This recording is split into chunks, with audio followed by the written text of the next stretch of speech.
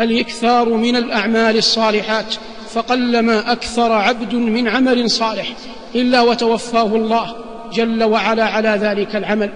وقبل سنوات غير بعيدة كان في مسجد رسول الله صلى الله عليه وسلم رجل من العامة يمني الجنسية لا يقرأ، فإذا دخل المسجد النبوي ورأى رجلا خاليا من شغل أعطاه قرآنا في يده وقال له: اقرأ علي من كلام الله.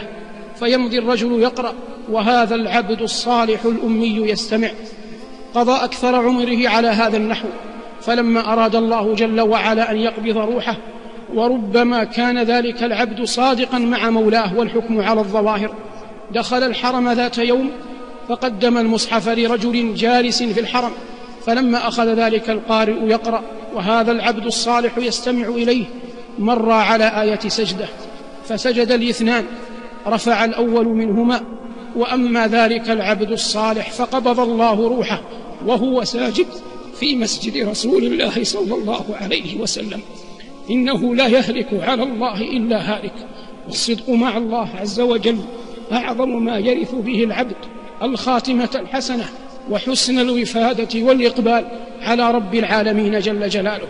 من ينشد الخاتمة الحسنة ينبغي أن يكون سليم الصدر للمؤمنين، ليس في قلبه بغض ولا حقد ولا حسد ولا شحناء لأحد من المؤمنين.